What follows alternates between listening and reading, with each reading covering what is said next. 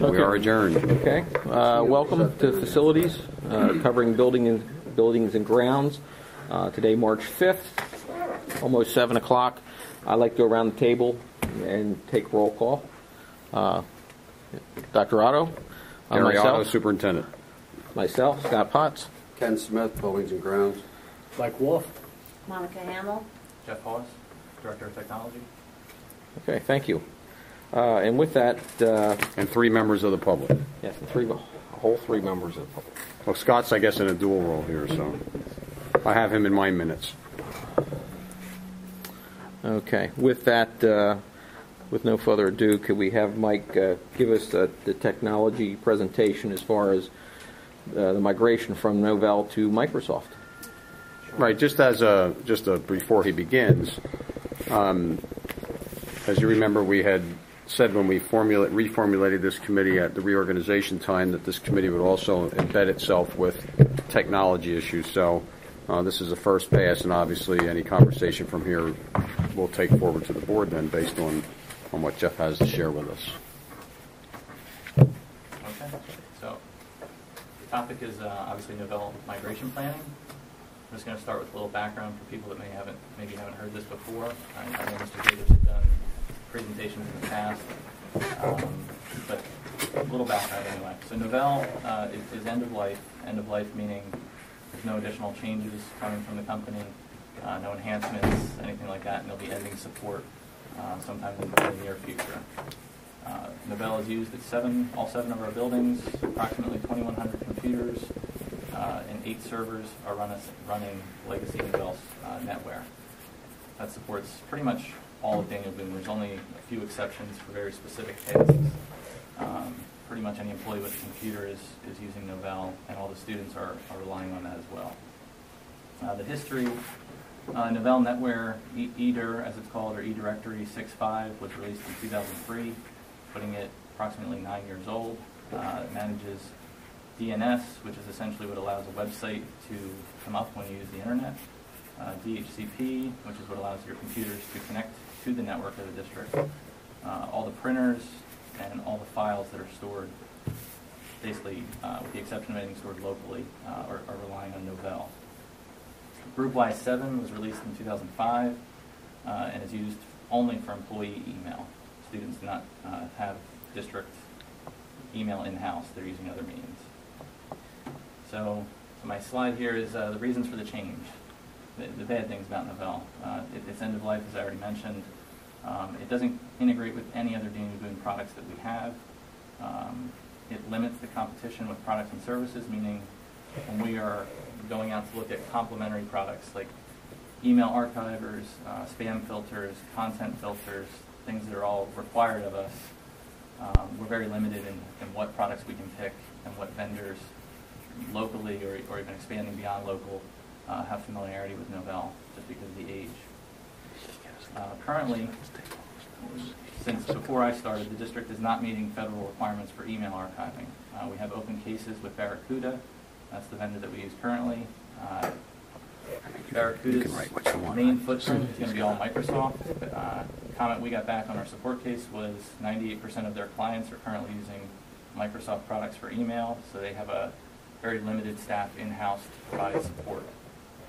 So that case is still open today, literally. We have Novell compatibility issues that are consuming my staff time, consultant time, and in effect they're reducing the use of technology by teachers and kids. Examples would be our content filtering system right now. This dates back more than 6 months due to some changes in the way we do filtering, but required changes. Currently, teachers are blocked from a lot of content that they previously would have had access to. Now they're forced to click through a series of menus and pass on their credentials. So it's just extra steps and hurdles that they go through just to use the basic internet. Frequent workstation issues that my staff are dispatched to handle, corrupt profiles, other sluggish performance issues related to Novell. And then one more bad thing here at the end. Files and email are not easily accessible off the network. So we have web access. It works. It's very bare bones and basic if you've used it. It has very limited features to it. Files present a different challenge because you're not on the network. You have to somehow authenticate back into the network to access those files. And we go through a series of hoops just to make that happen for our entire administration. So that's just some of the background on Novell. So the proposed change that I would like to see would be going to Microsoft products, which is Microsoft Exchange is the email system. Outlook is the piece that you may be more familiar with. That's the client side of it. And AD, which stands for Active Directory. The reasons that the big pluses for those products would be single sign-on with Active Directory. Would eliminate the most common barriers, some of which I just mentioned. For that authentication piece on the web, it would be completely transparent. We would have all the credentials passed automatically. Staff would not be forced to log in again. For their email, it would all be one login that they would use, so we wouldn't have issues with that where you have multiple passwords. Again, it's more of a support issue and a usability issue. Something that's come up recently, just since I've been here at board meetings and I'm sure prior, single sign-on promotes the use of our existing intranet and would be beneficial for workflow between employees. Right now, in my estimation, it's all but an impossibility to do it practically. Technically possible, but I don't think it's feasible in any way. Last one here, single sign-on with VPN. This would be then allowing access back into files, email, or any other district resources while staff is at home or off the network. Thank you. We could, again, use that single sign-on capability to make that a pretty transparent process for everybody. So a couple more. Outlook in general, the single sign-on I mentioned, has significant enhancements for calendars and appointments and tasks. That's a big one for me, just as the new guy here. I have yet to receive an appointment for anything in the district, from a board meeting to a staff meeting, anything, just because the technology doesn't really lend itself to a lot of features for basic appointments, something Outlook does very well. I was shocked by that when I got here in 2008, because when I had worked in North Penn, we did all of our scheduling and booking all appointments on Outlook, and it was kind of a shock when I got here. Yeah, I personally have been working that way for about 10 years. It just makes it much easier to see availability. Other features are included in appointments as well. The next piece, rich text messages, include full HTML support. So that's a technical jumbo, but basically what that means is the workflow piece can work through email. So if I have a workflow set up that requires Dr. Otto's signature or approval, not really signature approval, from his email, you'd be able to click the link and approve those items without searching for the information. So again, that comes back to the kind of the practical use side of it. Outlook Anywhere means you can use Outlook on or off the network. You don't even need web access. For most administrators, that's a great feature. You get the full calendar and email experience from home, from PDE, from wherever they're at. Web access is also pretty enhanced. We've had the internal debate whether teachers would even need the full client or whether we would use web access. I think it's close, but I still think the full client is the way to go. Parts that I think are more pluses here, the Exchange 2010 supports virtualization in our data center environment. So what that means to you is we don't necessarily need to buy tons of hardware to get this done. On the Exchange side, we can do it with our existing virtualization. That means fewer servers to warranty, obviously fewer things to buy and replace, and repair. That's the other end of that. Licensing is reduced. Power and cooling, which is never going to help my budget out, but it might help Kenny a little bit in high school. It takes less power if you have less equipment. Easy to use built-in retention policies. So those are features built right into Microsoft's solution. Typically, people are having a 1 to 3 year range is what I've seen for email retention. Certainly, there's record retention discussions probably that need to happen. I would hope that the email piece could be expedited for this project. It makes the conversion a lot more manageable and affordable to get the data converted. You talked about record retention. Is that something obviously can be integrated with this and we can go forward? I think it lays the groundwork. I really think this is a necessary step for almost any technology enhancements at this point. Almost any products we would look at my first requirement would be, if it requires logging in, that it would be Active Directory compliant. And most products today of any value do meet those requirements. Record retention, my experience has been you got to go through a lot of difficult discussions defining the record, defining the original source. Is it the piece of paper? Is it the signature? There's just a lot of other things that go into it. But again, I think it lays the groundwork to begin those discussions. Right now, I don't even know where to begin or how you begin, because we don't have a solution or anything in place to support it. So then the mobile email with Exchange Active Sync, basically that's just saying it works on any device. So it gives us more competitive options. Right now, we're pretty much locked into BlackBerry. It's the only game in town for Novell. So we have to be with BlackBerry. There's actually another server that supports that. It wouldn't go away immediately, but it would certainly be something to phase out. The last one, security. This isn't so much on the email side, although there are security settings. With Active Directory comes a centralized policy that we can control the end user's workstations a little bit more. Right now, it's pretty loose. People have a lot of capabilities on their machines that I would say would be non-standard for an organization of this size. So we have a little bit more control to push out changes on policies that affect their computers, not board policies per se, but security policies. Okay, so now it's a little hard to see up there, but so the big piece, the costs. I did it over a 3-year period because I think, given the Novell licensing costs, it's relevant. We currently pay around $10,000 a year in Novell licensing. That is included, obviously, in my budget since we're paying it now. The next two items are estimates, my estimates, Novell Linux project cost. That would be, if we didn't go with Microsoft, Novell offers a more modern, slightly more modern product that's Linux-based.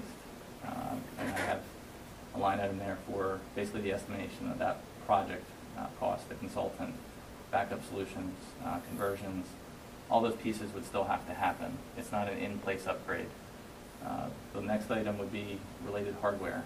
I mentioned earlier we have 8 servers supporting Novell. Multiple, I think it's 4 or 5 of those are coming up for replacement, so we'll be looking at that next year. And then I have further out in 2014, then the ones that are currently in the 3-year range would be up for replacement then. So that's the top piece there, the Novell. So $48,000 in 2012, 2013, and $81,500 over 3 years. Again, they're estimates, but I think they're very reasonable, just based on the fact that you still have to do a conversion. You still have to make a change. It's not just pop the CD and upgrade it. Same type of work has to go into it. We'll pay a premium because, again, our limitation, I think, in local consultants that even do that type of work. The next piece, Microsoft. These are, for the most part, these are actual numbers in the 2012-13 number. Microsoft Exchange licensing is just under $1,400. I think that's probably, I'm guessing, surprising to a lot of people, but educational pricing for Microsoft is very competitive. Private industry, different story, and that's why I think you see people go. Small businesses especially look to other free solutions if they can, because Microsoft is the big player, and they charge a premium for that. The next item would be Office 2010. This would be for the Outlook piece that runs on all the laptops and workstations. I forget the exact license count off the top of my head. We own some, we do not own enough to cover our staff. I suspect we're probably a little bit out of compliance there as well, but we don't have great tracking. We don't have that centralized management piece. So that's $82.70 for Outlook. That would also give us Excel and Word and other products. Ultimately, I think that cost is going to come sooner or later. It's just whether it's this year or the following. Why do you only show that as a one-time cost? Because we would own the licenses. Gotcha. There's an option. Novell's, I don't know what the right wording is, but it's an annual license like agreement. A lease. It's a bundle. You buy the bundle, we own it for the year, we can choose to drop it for the next year, and we no longer have the rights to use those products. With Microsoft, you have those options. A lot of schools buy school agreements, if you've heard of those.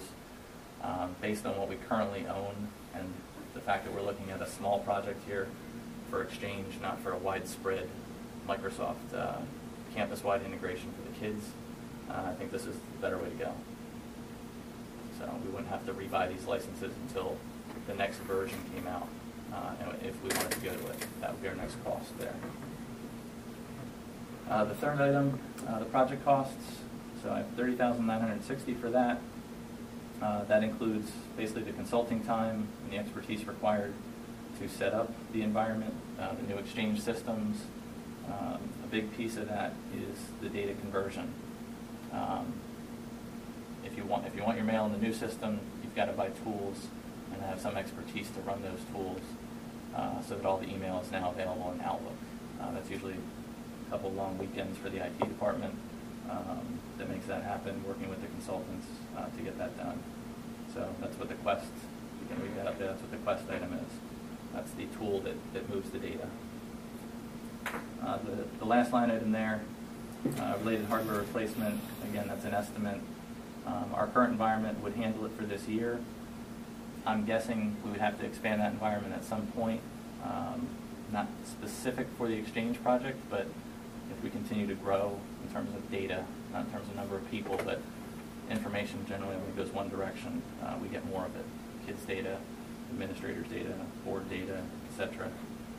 I would expect that we would have to invest a little bit in those 2 outgoing years, but again, because it's virtual, we don't have all this separate hardware.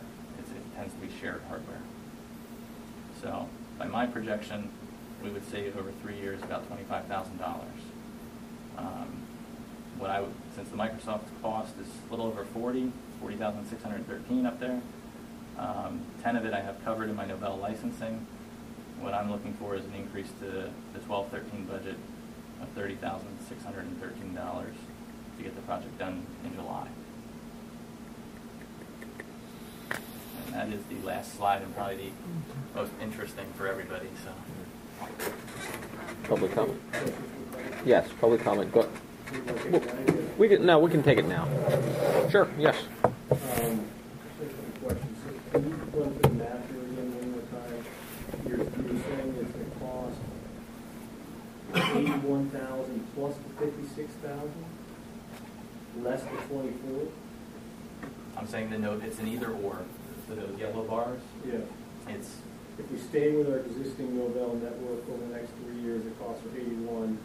that would be an upgrade to our Novell network. Okay. It's going end of life. We can't stay with it. Right. So, and then in terms of the, if we're going to switch and go to Microsoft, it's 56 over the 3-year period. Yeah, because we'll And own the savings license. is 25. Yep. The big difference is we own the licenses in the Microsoft environment. We do not own them currently within the Novell. We pay an annual fee. Right, I got that. So what's the $30,000 increase in the budget? So this number here, this 40,000, that's the cost of the project. 10,000 of it is already in the budget annually for Novell, so it's the difference. Project cost minus what we're already assuming we'll pay. But you're telling me we're going to have to spend 25 and 15 or 23 and 15 for the Novell? We won't have to spend that if we choose Microsoft. It's, again, an either or. If you decide to stay with Novell and upgrade, then we would be paying about 48 would be my estimate for 2012-13. So the saving, the actual increase is if we do nothing. Doing nothing in what's on the screen is not an option. So we have to spend either 48 or 40? You've got to do something because Novell's end of life.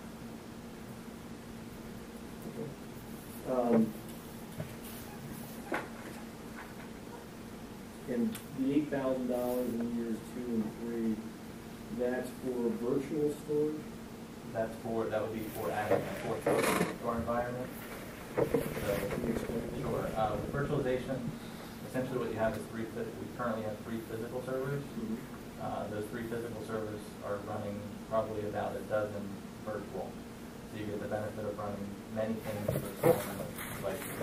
That's not storage, though. That's more operating capacity?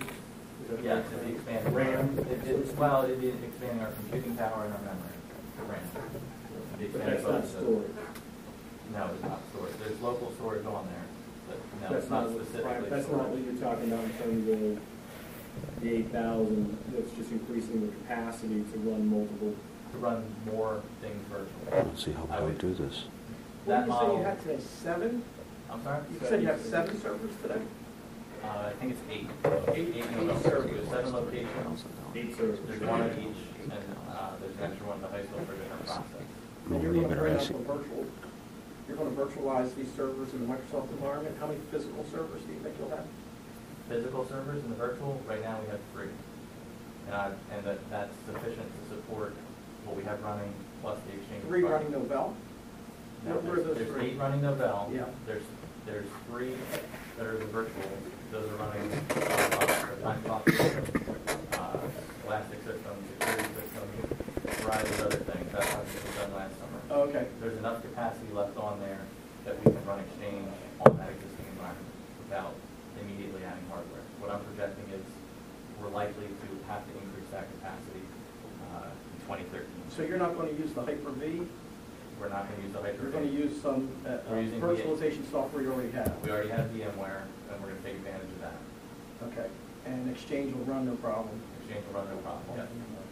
So you're going to bring up one virtualized instance of Exchange? Or how many? There'll be one planned? instance run over 2 servers, front end and the back end.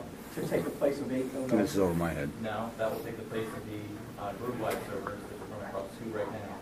Then we'll bring up file and print servers. That will take the place of the 8 Novell. Buildings each have their own. They localize file storage. We're going to centralize that back to the high school and do that all in the virtual environment. The projection right now is we would build 2 file servers and do 2 print servers in proposals.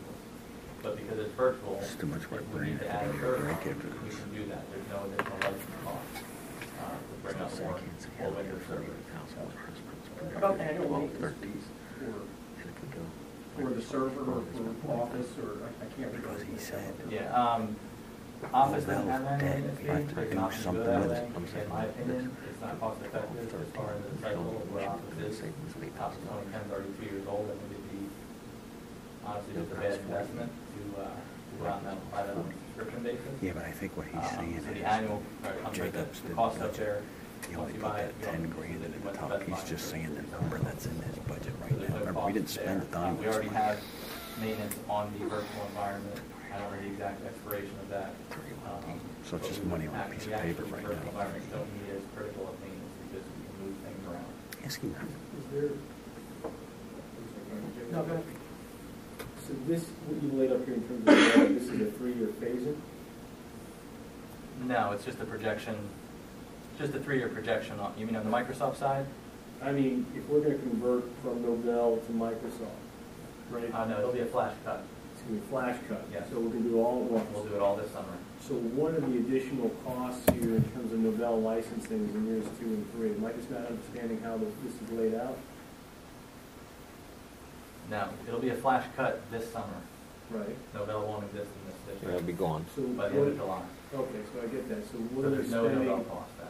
Huh? So there's no additional Novell cost if we make this change in July. Going out 13, But I see 14. 13 and 14 and 14, 15, you get 10 grand a piece in each year for Novell licensing. That's if you stay. That's if we stay with Stay Novell. with it. That's if we If you stay with the If you did Novell, nothing. you go Microsoft. I don't want to do that. For fiscal reasons, for career reasons, there's a lot of reasons not to do that. It's not a sustainable product. So what I was showing is, the top option is if we did do a Novell conversion to their current I'm with product, you now, okay. we have to pay something. Right now, what do we have invested for this year for Novell? We paid the $10,000 $10,000. license. So that's our in the fall. investment. I'm sorry? That's the only thing we have in the invested right now in that. Yeah, that's the only dollars you can tie directly to Novell. I mean, we've paid So, consulting time for problems we've had with Novell. and we will be paying the 23 and the 15 if we stay with it. Again, those are estimates. I'd have to get real quotes. I honestly just Ballpark. can't support that at all. We have to make it a move. We can't stay with it. So our choices that I have up here are Microsoft or Novell. So technically, going down below, we're at without the exchange of that $1,300 number, we're looking at $38,000 regardless one way or the other, versus the top that you project versus the bottom for Microsoft. Correct? The difference that I'm seeing up there is if again, based on my estimates for Novell, if we made the decision for some reason to stay with that product, it would cost us more to convert. Correct. But I'm saying, obviously, we have 10,000 invested already. So we have the 20. That's this year's cost. This That's year- not- this We'll year's get cost. use out of that through the summer. If we'd stay with it. Or we Well, we're already. staying. Well, what do you have in your budget for conversion, no matter which way we go right now? That's what I think the number is There- reflecting. There is no. There isn't There's another none at all. $10,000 No, fee. there wasn't money set There's aside. three options: do nothing, Right. which And is crash. $10,000 a year. Option 2, upgrade to Novell, which is 48, 10, and 23, or option 3, which is Microsoft. It didn't sound like option 1 was even an option. It sounded like No. it was not I don't believe supported. that's an option. Yeah. It's unsupported. We discussed earlier, Mr. Holmes and I, that basically this is antiquated where it's 2 years ago it should have been. Yeah, I don't know Throw many in the people bucket. running this anymore, to be quite honest. I was going to ask you Our that. company dropped this back in like the mid-90s. Yeah, most organizations have probably, education lagged a little bit because of the deal that they were getting, and Microsoft has since lowered pricing. But I would think most organizations have gone away from it within the last 4 years. Yeah, when we migrated, we had some trouble with the archiving of all the old files, all the email that was from Novell. And they saved it in some kind of text file. And you'd have to go back and open up this, I forget, it was like a PST file. That was the Yeah. old archive of whatever it was at that time, and try to open it up, and that was really cumbersome. Is that still a problem? Is it, is the district going to get into trouble with file retention to be able to go back and look at Well, these things? we don't have retention on individual files on a shared drive. To my knowledge, we don't have any retention at this point. What I would hope is that we put an email retention policy in place that would streamline the process for converting. So just hypothetically, if we said we're going to bring all the email from a year ago, or for a year over, we would convert that. Everything else, once we've proven that the year came over clean, everything else would go away. I'll guarantee there will be problems. It's my job to make sure they're limited. Piggyback on that, because you had mentioned email retention, something like 1 to 3 years or something like that. And for some board members who've been on the board for 5 years or longer, we've got all kinds of email going back to day one that obviously we don't want to lose access to because the issues tend to be repetitive that the school boards deal with, so the information is still relevant. Yep. And so dovetailing on Mr. Wolf's comments, I guess my question was, how accessible are those emails going to be for board members going forward in terms Well, of? I'm assuming that policy would be board approved, whatever we decided for the email retention. We can have multiple policies though. And I've seen that in practice too, where the board, and usually the top 2 or 3 administrators also have a different policy. It's more at an individual teacher level. Is there value in their email from 4 years ago? And I'm sure there's some value, but does that value warrant the cost and effort it would take to convert it? Just email yourself. You just email yourself. Okay. If there's a cost to it. You go into your group, get your email, and you send it to your language. You can go through Instead of 5 having years of everybody's talking email about and it. emailing yourself. It'd be obviously easier to be able to convert, just transfer that over. I don't know if it's saved right now in GroupWise as a PST file at Outlook and then No, open. it's not. So how do you get the data from point A to point B? Well, that's the Quest tool that I mentioned. And again, what we would have to do is figure out, okay, what's the general policy and then what's the exception policy? So my bigger concern is the other 300 or 400 staff members that have email that they just never bothered to delete. It's an excessive amount of time to convert that. Absolutely. If we have a dozen people that are exceptions to that, so be it. Those dozen people we can work with. And we would run those through conversion, and your email box and your Outlook would work similar to what GroupWise. We would have 5 years of 10 years, whatever you need. How are you guys saving emails that pertain to IEP cases or legal, issues and things of that nature now? Because quite frankly, as we've witnessed these 7 years, and all of a sudden IEP case creeps up, and you need to go back and find supporting documentation as to who said what and when, who did what, and that's all subject to subpoenas and who knows what. So how do you handle, maybe that's not an issue, maybe it's a silly question, I don't know, but how are you handling the accessibility of that data so you're not spending thousands of dollars trying to retrieve information that may pertain to a specific child or a specific issue that the board may have to deal with? Typically, IEP data, the official records would not be kept in the email system. Certain conversations can be. My experience has been, if you have a board policy that says you retain email for a certain number of years or weeks, and you're following that policy, that you're covered. That's my experience. It's probably more of a question for our solicitor. But my experience has been, if your board policy is to keep email for X number of years, and you're following that policy, the data is not available. Nobody's See, I don't think we have a board policy. We don't. We don't yet. We don't. That's So we what don't I'm have a board suggesting. policy, so I'm wondering, is all the email being kept? Because quite frankly, that may be in our best interest to keep email that has to deal with, to show that we are doing the things that we're supposed to be doing, and those conversations or correspondence with parents or whoever did take place. You see what I'm saying, where I'm going with this? And, it's easy to delete information. Just from a special ed standpoint, let me just chime in on that one. I'm just using special as an example. I mean, there could be litigation that has to do with teachers, Right. There could be litigation that has to do with, I don't know, some sort of real estate issue the board had dealt with. I mean, there's a whole host of different things that you may need to keep legal records on that pertain to certain statutes of limitation that the law dictates, not what internal policy we may have.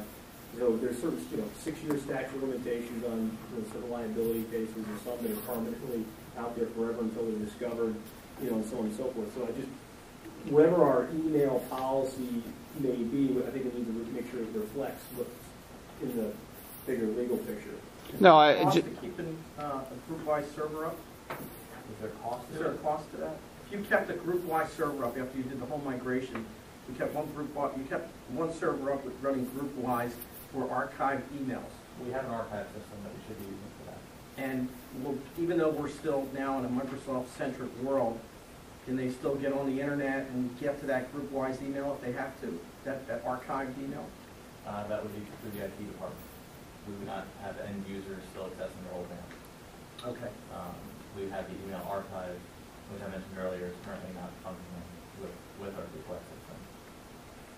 But that's the concept of that use that archive. With an email system, you can delete your own email very easily. And if there's not an archive system in place, It's gone. that whole trail is gone. There is no, recycling. That's the current state we're in. Yeah, that's where we're at today. It doesn't work because it's just never been wired into work, or No, it broken, was or- working, and up in a few weeks prior to my start, it stopped working. Mr. Jacobs was handling the case up until a few weeks ago, I think actually a week ago about, maybe 2, and he's been unable to resolve it with the vendor. And at this point, the vendor has no solution. They still log in almost daily, to no avail at this point. So we have no archive? We don't have an archive for the last several weeks. So that's a pretty big problem. I agree with you. That is a big problem. So are we backing things up some other way to make sure that? I'd have to get all the details from Mr. Jacobs. Right now, the way that works, users weren't allowed to delete or recycle bins until it was backed up. There was a temporary change to that because there was some one-day emails clogging it up. But now we do not have a record of original emails that exist on that email. Part of, again, why we like to get off the integrated platform. Is that still being worked with the vendor It is, yeah. through Mr. Jacobs, or is he still on the vendor? He's been back and forth. We've been kind of sharing that one. But because of his familiarity with both products, he's been assisting with that. But again, we're having very limited success with it. We need to bring What- in a third party? I was going to say, what's the next, obviously our This seems like a confidence really- isn't there. And I know in my business, if we weren't, came from being backed up and we didn't have archive for the last 3 weeks, that's a serious issue. So, I got to imagine it's even twofold for a school district, where, who knows what the correspondence is going back. Well, we have the makers of the device working on the case. Yeah. Again, it's the limited resources with knowledge of the products. So I can certainly bring in more consultants to look at it. Well, at what point do they say, we're not sure, do they go out and get a consultant at their expense? I don't know, to be honest. I mean, I can not check. paying them, they should really be able to tell themselves what the problem is. Hopefully, we going to give them a timeline for this repair? For that particular repair? Yes. Sure, yeah, I can get more information from them. Okay. Do you mind if I ask you a couple more questions? I was going to say, know Mr. you probably Salmonaro, mentioned this. we brought him in for his technological. I know you probably mentioned this, but I'm still trying to wrap my head around it. We have 8 Novell servers, 3 VM servers. Yes. Your proposal is to bring up another virtual machine, another instance within that those existing virtual servers Share these. for Exchange. Yes. And what happens to the 8 Novell servers? A couple of them would be retired, and a couple of them would be repurposed for some off-site backup and recovery. So you're proposing to do this whole thing without adding any hardware, existing hardware. For this summer, for the initial go, yes. What's different than what we heard a year and a half ago? Honestly, it's a different architecture plan. Mr. Jacobs' plan was to continue with servers at each location. So he would have been replacing probably 5 of those 8, estimating. That was the architecture that he was comfortable with and that one of his consultants went with. I've since brought in other consultants that agreed that my architecture will work fine. So that's the way IT is. You got lots of opinions out Memory, there. you know, you're good with hard. Do you have any costs there for hard drives? You know, No, additional memory, anything like that? not at this point. That again, that's some of the numbers out in the future. We need to upgrade that environment to do more for us. But at this point, no. I'm comfortable that we have the capacity to do it. The initial proposal, Racewell had the sand and everything built in. That was done last summer. Okay. That's Some of it was that's already the difference. put in place. Yeah, that hardware's there. It was just done last summer, not this Right. summer. We have a bunch of sand stores last year. I think we did One that. sand. We added one SAN last year for the virtualization project. So you also have on there SharePoint. What are your thoughts there? How are you going to use SharePoint for the Well, district? once we have Active Directory in place, all district employees will be able to access SharePoint without logging in. I think as simple as that is, probably the number one failure for the software is when you have too many logins that don't mean anything to anybody. So having single sign-on to SharePoint will allow us to do more things like workflow. I don't have a specific example in mind that I'd like to start with because I think our summer's going to be booked with the project, but Policies and procedures. Perfect. sure. I mean, some of that stuff's already out there. I don't know that it's referenced as often as it should be. We can do things like default the entire staff homepage to be our intranet currently, whatever they want it to be. That's a pretty basic thing to change. Instead of handing out papers for things, we can post announcements to SharePoint, we can reference documents and links. So I think there's a lot of features there that can be used in the district and honestly potentially for the board. I agree. And you had Cisco on there. What do you need Cisco for? Are you going to Well, use we it already have a Cisco. VPN or? Yes, for VPN, and you can tie the VPN to Active Directory. So again, it's one login. Just with our staff size, the sheer volume of calls we get for password resetting, accounts locked up, they don't know which account they're supposed to use. Is it their workstation account? Is it their student information system account? They're all different. This would unify a lot of that down to one login. Jeff. VPN would be part of that. Would something that we made a big push was to change our web presence a couple of years ago. Would the use of this allow us to even make that more powerful? Yeah, I believe so. Again, that was kind of his question around the internet. Oh, okay. SharePoint piece. Okay. SharePoint's the Microsoft solution that drives both our public-facing website and the intranet. Okay. Right now, there's a limited number of people that add content to that, both publicly and internally. Scott, who's here, unfortunately for him, has to do a lot of it. We'd be able to kind of empower more of our users. We have counselors that drop off documents almost on a daily basis that they want scanned and loaded. While it's currently probably they're capable, it'd be a lot of extra steps that would go away. So I think we'd start to get more use out of existing technology. Is there anything in there that you budgeted or not budgeted or looked at here, proposed for some type of relational database management system? You mean for identity?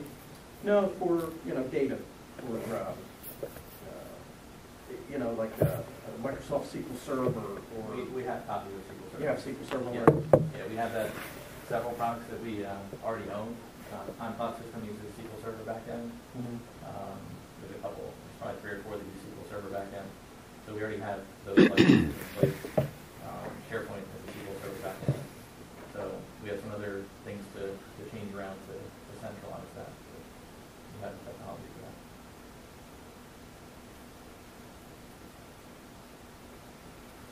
Okay. Could we get that presentation? Yeah, Get that to all the board I'll members? forward that for the committee of the whole, Yep. to the entire board. Okay. See, I'm starting to go paperless already. Okay. Is there any other public questions? As a non-sequitur, have you put together a budget for next year or the next 2 or 3 years in terms of technology overall? I inherited the current I know. 12-13 budget. Yeah. I've been combing through that often. When do you think you'll have something for the board in terms of that budget? I mean, at this point, my assumption was that was the budget we were going forward with. If anything, I think it's considerably light because we're lacking a refresh of computers in that budget. I have some funds that were planned for virtualization of the end users that I'm planning to redirect towards workstations. So, The board has not seen the technology budget for next year, okay. and Mr. Jacobs used to, obviously break that out into a very detailed line item budget, and then would actually show us a 2-year or 3-year sort of projection of where he saw things going. That was to sort of justify the hardware and or software purchases. So I guess because I just knowing some other members of the board, we always like to take a look at that in conjunction with other budgets that we look at, whether it's facilities or the building budget and things of that nature. And then how does this piece fit in with the overall plan? You know what I'm saying? So He's not familiar with that process yet, so I can bring him up to speed on what you're looking for. yeah, I mean, I think it's March now, so sooner we need that sort of sooner than later. I think for the board because we're going to really start getting into the budget issue now going forward. So, not only you going through that and providing it to the board is going to be helpful, but at some point in time we may have you in front of us as a board, sort of explain why are we spending money on X number of computers or X number of servers or X number of pieces of software, so on and so forth, and then those be deferred to the following year, the year after, or whatever the case may be, given the budget constraints that we have overall. So those will be things that we'll be, I think, presented with in moving forward. So. Okay. I'll work with Dr. Otto and With that, obviously, when you review your budget, I mean, obviously, you're going with what Mr. Jacobs sort of had mindset on. Hopefully, you'll find some areas maybe that we can trim a little here and there, throw it in the bucket to maybe contribute to this. Of the pieces that I've looked at so far, honestly, because of the PC I know we're situation tight. that we face, that's kind of where I would be pushing the majority of the funds. The age of our computers in the elementary school, quite honestly, it's amazing that they're even functioning. We have 9 and 10-year-old computers there. About 1,000 of them are, about half our fleet is beyond 6 years old. I don't know of any district using computers beyond 6 years old in mass. There's usually individual functions that they do that, but in mass I haven't seen that before. Do we need to replace them with physical computers, or can we do some type of virtual services type virtual environment? That was part of what was in the budget, was to begin that process. I believe that technology is changing too fast for a school district to invest in. It's almost every few months there's new versions, new solutions out. I think for businesses that want to be cutting edge and are concerned about mobile devices and multiple platforms, it's fine. I don't think the benefits, cost, or otherwise would be there. I mean, we've used them for years. It's not that cutting edge. Well, terminal services is not. Yeah. No, you're right. Terminal services is not. But I haven't seen consolidation ratios that make sense. Numbers I've seen are 10 to 20 end users per server, and you can get into blades or other things, but when you have 400 staff, that's a lot of servers. I don't think that's going to financially save anything. I haven't seen that happen yet. I think it's worth doing a study on that because I think it will. Why would you need so many servers if they all log into one server? No, what he's saying is you've got a server, and instead of everyone having their own computer, it's virtualized already. And one server can manage a certain amount of those virtual machines. Let's say it's 20. So for every 20 people, you need to bring up another server. But aren't we taking some of these larger servers that we have offline? You know they're pretty powerful servers. Couldn't they be No, they're not. redeployed or not? No. I mean, they're big, physically big. Some of them are big as tables, but honestly, they're huge. It's more of a function of their age than power. This laptop has more processing power than probably half the servers we have to service. Well, to that end, in terms of your budget that you're looking at, in terms of replacing the fleet, to what degree do you need 2,100 computers in the school district? You guys get the quantities appropriate? Yeah. I don't think it is. I think I can reduce that number. My guess is I can probably take 100 or 200 out.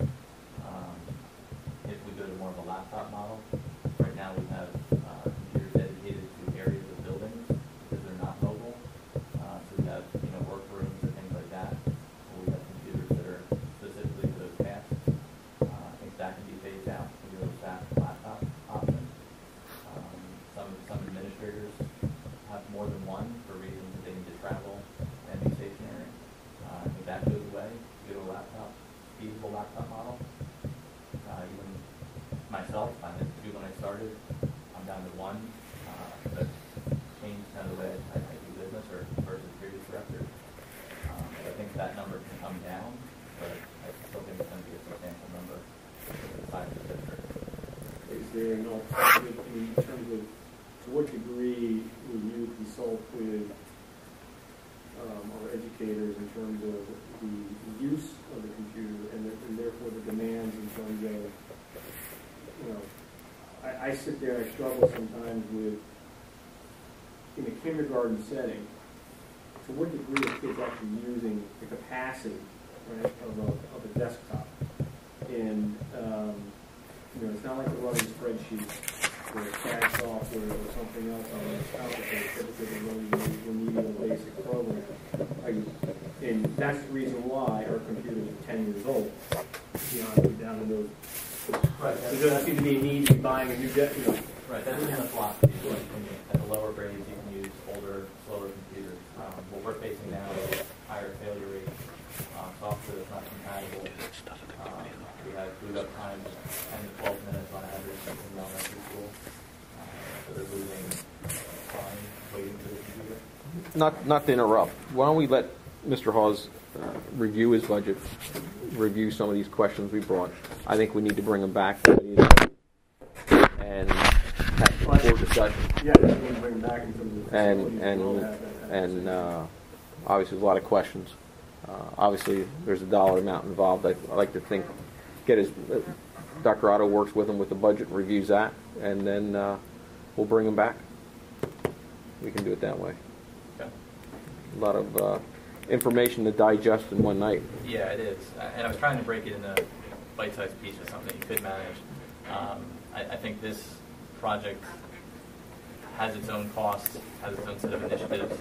I think it's a good way to go. The question is to find $30,000 or $31,000. So, in a perfect world, we could write a check and we would have a long discussion and try to trim some other areas. Obviously, that's a good point Mr. Basil brought up.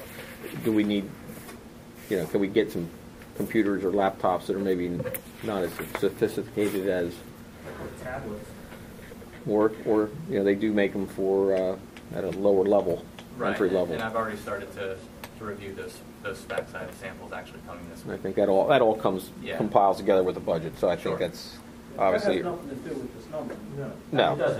No, that's beyond that. Beyond that. Right. That's another conversation. That's exactly what I was trying to say. I think this decision is independent of that. Right. They both. I mean, obviously he's got to work with his budget, and then we have the needs and the wants, and right now we need what the need is the budget.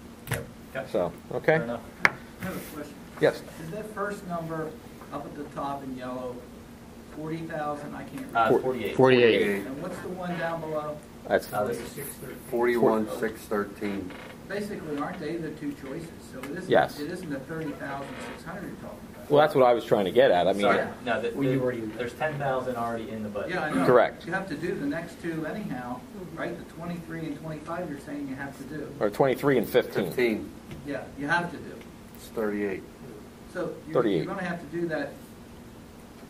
So Correct. It's a matter of finding 30,000. Well, actually, it is a matter of, you can do nothing, right? You could? I thought that was not an option. No, it's not an option. No. We will be technologically bankrupt if we do nothing. Yeah, I don't think you can Oh, continue okay. on. I think We'll shut down. Nothing's always an option Well, in any scenario. True, Yeah. true. There are just What you're saying there are is- consequences for doing nothing. viable option. yes. I mean, obviously, Obviously, we're concerned on saving emails, and if we don't do anything, we can lose them. So, That's an option to bring out the hose, you know That's what I the mean, issue. call a Still fire responsible company. for nothing.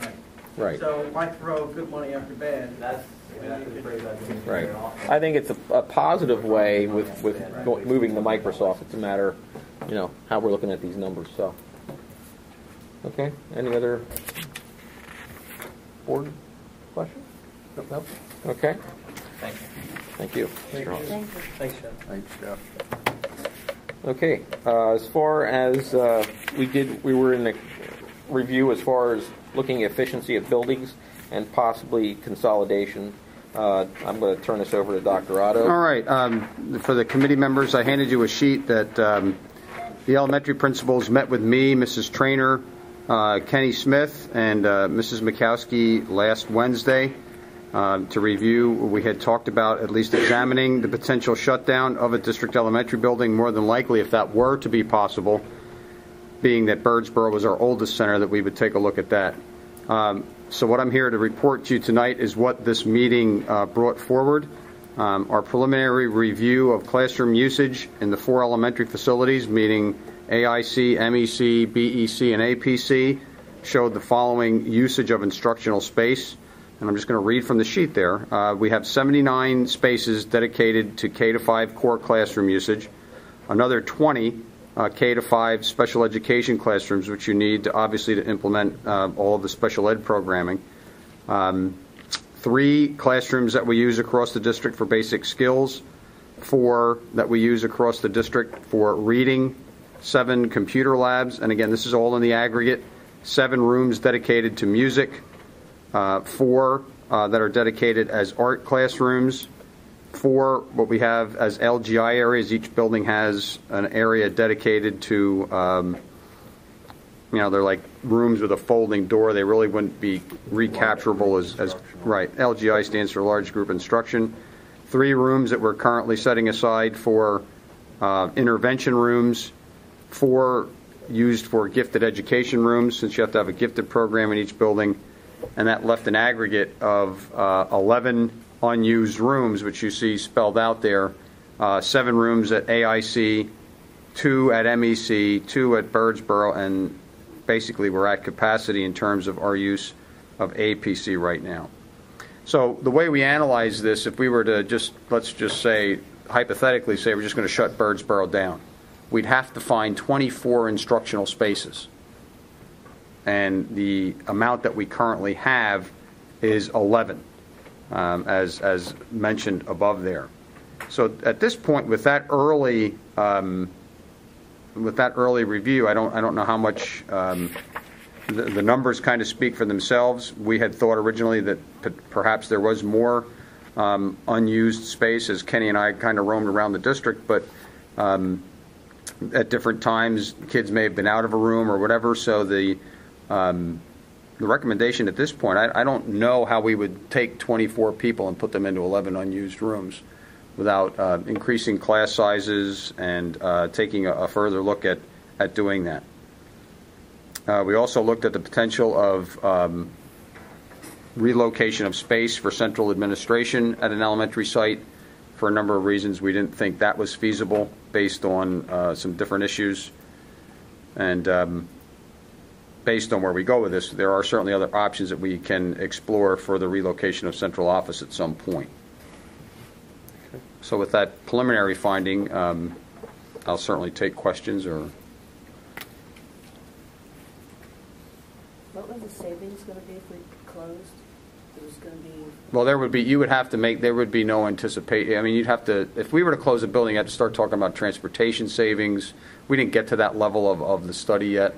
But so we really don't have, a cost estimate attached to any of this yet, given that a lot of things would have to happen if you might be losing staff if you were able to do this. So you'd have to tie in staff costs to that.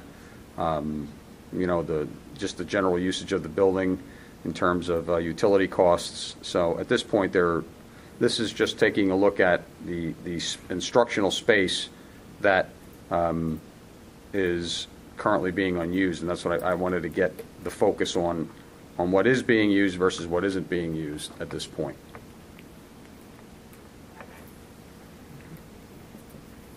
Mr. Basil. Quick question. What are the 24 spaces that you identified in BEC? Those are, in other words, those are 24 those are sections, either special ed or regular ed teachers teaching. So those 24 in this 79 and 20 spaces that you identified as K through 5 and K through 5 special ed? Yes. Now, there are a lot of smaller rooms that are not, you couldn't factor them into a discussion about instructional space. We're focusing strictly on where classroom instruction would have to go. I mean, there's little offices that people have, not many of them, like the nurse's office isn't counted in this. A conference room that we might have for meetings with parents isn't. This is physical. There are more rooms in these buildings than I'm indicating here. What you see here represents the numbers of spaces that you need for each teacher to teach kids, plus then the special ed teachers' classrooms. The one thing that to be honest with you, when we first looked at this, that I was not as aware of, that I became more aware of when we met, is actually how many spaces we're using for special education. And it really cuts into the number of rooms that get eaten up by the need to meet with the kids that have IEPs. And that fluctuates year to year. Well, it's pretty stable, but there's a definite need to have those classroom spaces across the district. Another question. So our IT director talked about maybe consolidating some of these computer lab spaces. Was that considered a part of this discussion? At this level, no. I don't. We didn't get to that level of detail. If you were to do it, I mean, if we're no longer using computers, there's going to be some rooms freed up. Some of the computer labs, I don't know that they can be reconverted into classroom instructional space to the degree that other classrooms are. Kenny, you would know more about that in terms of. They'd be smaller than our regular classrooms. They're cramped. The computer labs are cramped. Just to clarify, I was suggesting we could pull specific computers out of staff workrooms. That is like near top of your top. Gotcha. Okay. What percentage of the Birdsboro elementary students are currently bused? You know, I honestly don't have that figure, and that's something I could get. I mean, I just didn't in this preliminary study here. We didn't do that. Because I just heard you say something about potential. I thought you said potential transportation savings. No, I didn't say that. Okay. She just asked a question, correct me if I'm wrong, just about transportation costs. Okay. She didn't say anything about savings. But if we were the Birdsboro students, they're not going to walk anywhere anymore if we would move them out of Birdsboro. We're probably looking at an increased cost there, and you have to net that out with any potential savings. We didn't get to that depth of the study yet because I'm not ready to go public yet and say, well, we're closing Birdsboro. We're not there. It's just something that we had to look at because we have some empty space.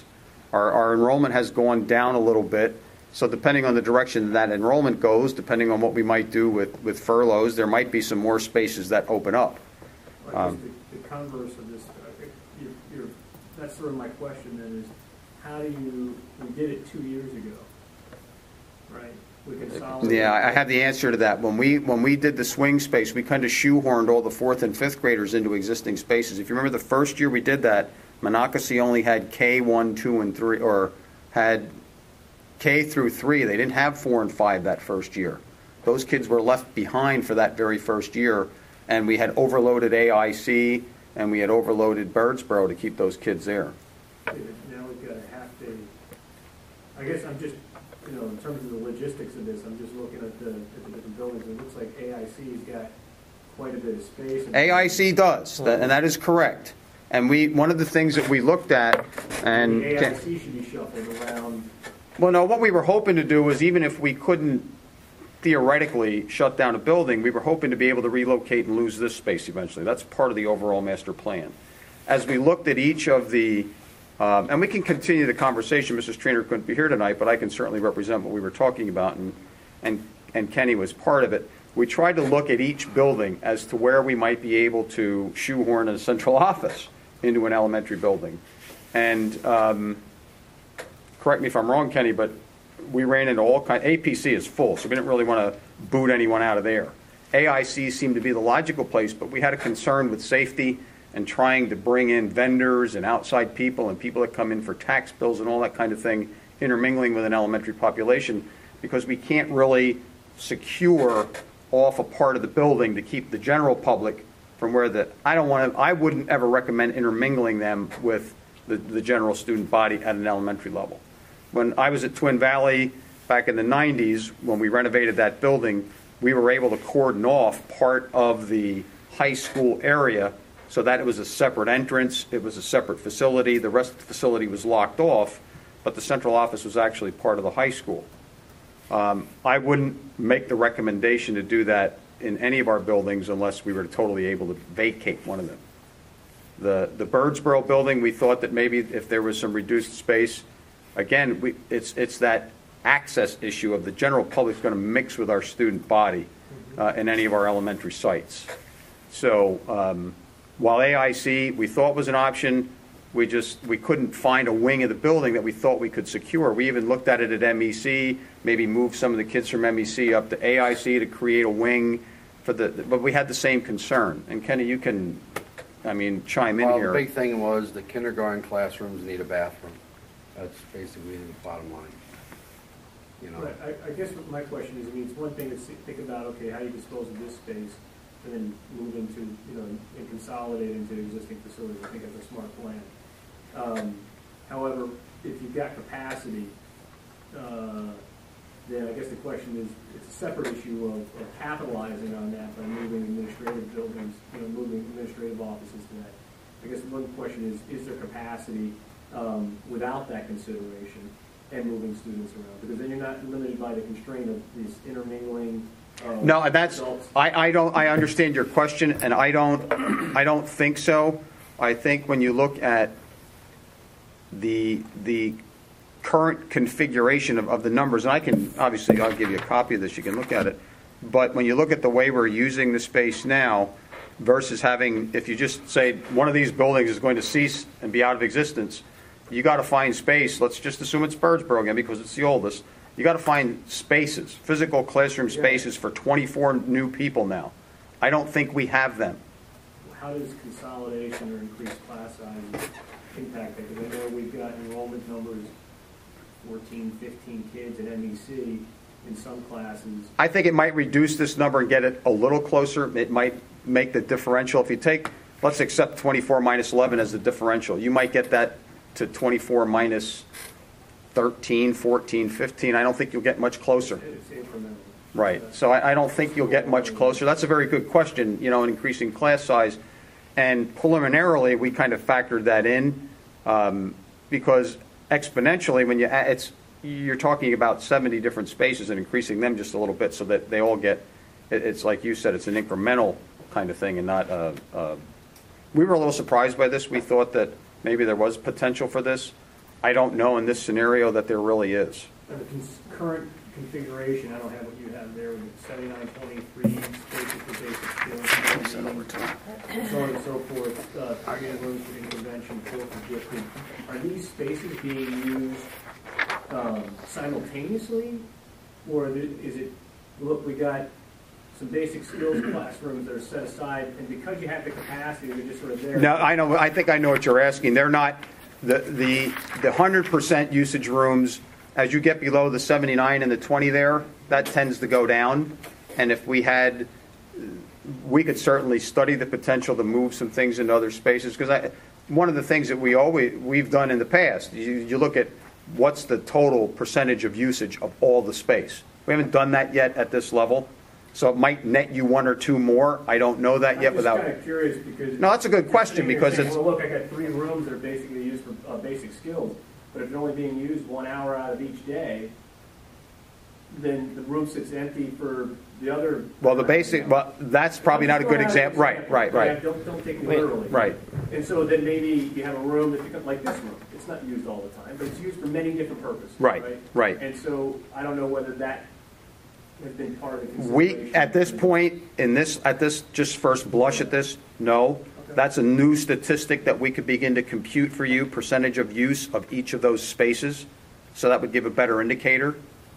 But I don't know, and I'm not saying that it won't change it if we were to push some things into other spaces and maximize our use of a given space. We might, again, net one or two. I don't know what that net is, and get that differential even maybe a little closer.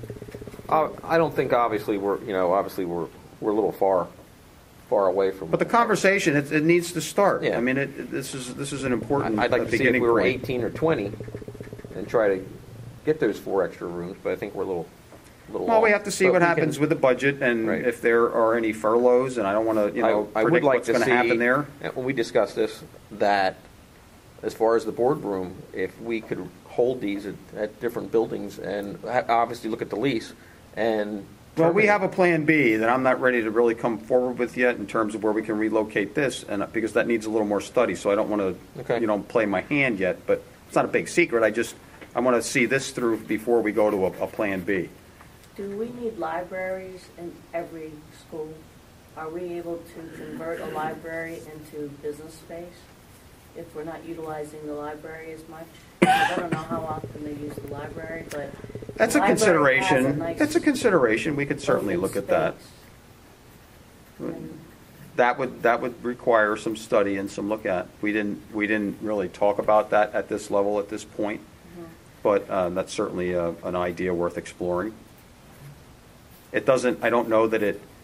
My only concern is if I were going to lose a library, I would want to. That would lean me toward, and just thinking off the top of my head here, wanting to convert that into central office space. Right. I think I'd like to get away from the concept of putting central office in one of our elementaries unless I can seal off the building. Right. I'm just not comfortable with that. The more I thought about that, the less I liked it. But I'm not closed-minded to it. I want to bring up that obviously safety is a big issue with us right now. I want to be cognizant of that whole safety issue. So it's a good idea, and we can certainly explore it. I mean, it's not off the table. It's just something I think we need to examine very thoroughly. Okay, public comment, Mr. Schack. Forget the issue for a minute where the board would meet. For your administrators that work in this building, or how many rooms would you need to put your administration in? That's 60. Ignoring this. Upstairs space is 6,200 square feet. We look at it as square footage, Tom, rather than looking at it as rooms. Because we can, if we need to, if we would, someone would give us a cavern of 6,200 square feet, we'll build the walls. Right. So the rooms, the number of rooms isn't the issue. You really need to look at it from a square footage standpoint. And taking a normal elementary room, whatever that. They're about 700 square feet, I think, Kenny, right? And how many did you say you need total? 6,200 square feet. So you need 10. That's somewhere around. You need a big space. People don't realize how much space we occupy here. We need more space. And I've already farmed out special ed, the Birdsboro, it's on the 3rd floor. They work out of because they only need 2 rooms. Special ed secretary and the special ed supervisor, we satellited out because we needed some storage space here in this building. So currently, if somebody would say right now, move all the administrators to an elementary school, there isn't one elementary school currently that could handle that. Is that No. correct? No. Correct. No. AIC's AIC's AIC's the AIC closest. is the That's closest, 7. but you can't get away from the student population. And there's no access to that building where you could barricade that building off and still get the general public to the part of the building that you're going to be at. Usually everything's For a district designed in the office. wings. I mean, theoretically, we could put the superintendent in one building, we could put Kenny in another, and you lose central office then. That's just, we do satellite some things now. Obviously, technology, they don't work with us in this building. They work, their hub is at the high school. Special ed, their hub now, from an administrative standpoint, is at Birdsboro on the 3rd floor. When I want to meet with my central administrators, we come here. I mean, but I've got him at the high school, I've got Mrs. Mikowski at Birdsboro, but when we need to have a district-wide meeting, they all come here. But you could meet anywhere. What about the old gym? Do we actually utilize that enough? Which old gym? The annex? Oh, my God, yeah. That gets We used. use it Oh, all my the God. time. Oh, yeah. Oh, yeah. And do we make the amount of money off of that gym that we would pay to keep this building? Because I know the one time we saw the amount of money that we spend on this building is what, 40 to $80,000? This is $86,000 a year lease. With the board. $86,000 a year to be in this building. Does that gym make as much as this cost us? Well, first of all, the gym wouldn't be an ideal space because basically, I mean, your ceilings are sky high, you know what I mean? I wouldn't. It's just an idea because I wouldn't do it thinking in a gym. We have some options at the high school. I just don't We want to have go into a lot of options at the high detail. school. You know, we just got to meet with the principal. We plan to do that sometime shortly. Sometimes as soon as he gets his book bag thing squared away. It's under review. We don't want to soon as we don't want to Bill overwhelm gets- him at this point, but I think there might be a plan B for the central office function in this district. Okay, because that was my first question, was the cost savings we would have trying to get. I'm trying to save the district almost $100,000 a year by getting out of this thing here, but I have to have a place for us to go. Right. First of all, we have a con. No, that's a good thought. That's a good thought. I don't. Where do we have space? We have a contract right now to this building. Right. That runs And through out. 2014. That runs through Okay. 2014. We've already met with the people on this building. Okay, so we're working on it. Mhm. Does that mean December of 2014 or the school, do you understand what I'm saying? Yes. I think it's December of 2014, but We'll double check that. I'll double check that. I think it goes on a calendar year. So potentially then you couldn't do anything until the 15-16 school year, is that correct? Well, you could just. You could. Pay rent. I mean, Pay if rent at the end of the year, but you'd still move out. Oh. What's the Sorry. penalty to move out if you break the contract? When you break a contract like that, you usually go to the, Mr. Basil, you do this for a living, so Yeah, maybe you don't can. want to break a lease. Okay, okay. It can get very expensive, not only in what you owe for the outstanding lease, but yet common maintenance expenses, and you also have legal fees that will end up spending if they sue you For for breaking. unpaid rent. You can certainly approach the person, and if they say, if you can, like, find a replacement for us, they can always kind of release you. But I don't know of any tenant or landlord that's going to release you without somebody walking in behind you as you're handing in the keys. Okay. So that's kind of where we are. I mean, if there's any other questions, I mean, we can flesh this out. I think what Mr. Basil said are some good points. We can attach some percentage of usage to those spaces and see if we can get that number a little closer. I'm just curious, I mean, because sometimes you have rooms available and people just use them because they're available, right? Right. If you didn't have those rooms available, would people be doubling up or tripling up in terms of the usage of a Right. particular room? And does that give you some more flexibility? And then we talked about, on a board standpoint, increasing class sizes. And if you're doing that, then you're consolidating the sections further. Does it get you to 24? Probably not. Right. But does it get you to 20? Does it get you to 18, 19? And things change next year. Right. So, Yeah. And we might see that we might find that out very quickly. yeah. So, Who knows? yeah. Well, to be quite frank with you, and then we can leave it at this. And again, I'm not pushing this envelope. If we furloughed 3 elementary teachers, that number just went down 3. The differential changed. I think we work on both ends. I mean, but see what happens. So there are a lot of, the point that I wanted to make is there are different variables that will impact that differential as we go through this process. So we'll hone that up a little bit, and we can share this discussion at the committee of the whole and come back next month with some updated information. Or if I can do it by next Monday, maybe we'll do it by next Monday. See how it goes. Just want to see how tomorrow and the next couple days go at the high school. So. Okay. Okay. Okay. Next, the BEC chiller replacement. Yeah, right now I'm working with Train. Basically, we're working on a couple different scenarios, what we can do with the chillers out of Birdsboro. 2 of the scenarios we looked at is basically we have 3 units out there. The condensing units are outside. They're basically 80-ton units apiece. So we were looking at a scenario of just replacing the 80-ton unit as 3 units. Then I also looked at the other option of 2 of the units for the 2nd and 3rd floor, just going with a 150-ton unit. But if we went with a 150-ton unit, we won't be able to use our existing pumps we have now. So we'd have to bump up our pump flow rate and everything and make our pipe sizes bigger downstairs. So basically, Right now, we're just specing everything out. Train and I are specing everything out to go with the 380-ton units, chiller units outside. I think we'll be able to get away with the existing pumps that we have, and basically some piping, some electrical work, in which we would do the electrical work, and we would help set the chillers. So right now, I'm just waiting for Trane to get back to me on some prices on some chillers out there. I haven't received them yet. They're not even doing that, Andrew. I mean, I'm pretty sure you replaced chillers already, so Yeah. you're in the, you know what we're in for here. If you get away with the pumps this year, do you have a life expectancy on the pumps? The pumps, basically, we changed them out. We have new motors on they're three-phase pumps down there. We just replaced 2 of the chiller pumps this year, so we're in good shape as far as the pump motors and the pumps right now.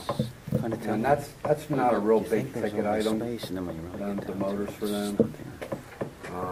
So what basically it would be is basically the chillers themselves and getting them in there. Like I said, we'll do it'd be 3 total. And we try to phase them in, not doing it all at one nut, one time. Yep.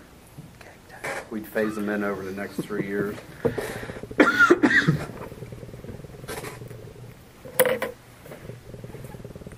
So hopefully by next meeting we have, I'll have a price on them.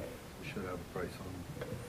Just specing everything out now as far as pipe size, and the pumps are all right, and what we're going to do on the control end of it.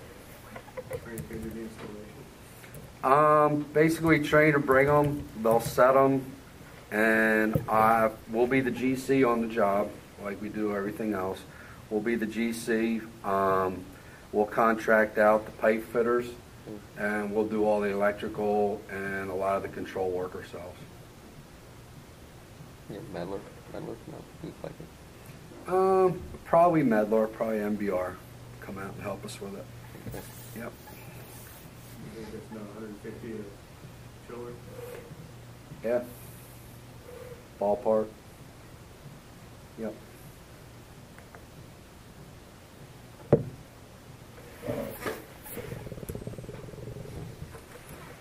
And on the high school roof testing, I got a handout here. I got this from Tremco today. What I had them do is we're going to do some testing on the roof.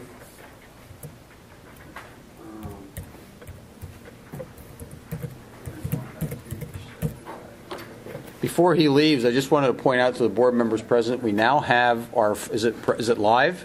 It is. It's all, our phone thing is all set. That has been done. It wasn't on the agenda, but I just want to give him credit for jumping on that since he's been here. We do not have a conference service, but you can dial out to one member at this point. Okay. So we're ready for people to dial into board meetings. Thanks, Jeff. Thank you. Thanks, Jeff.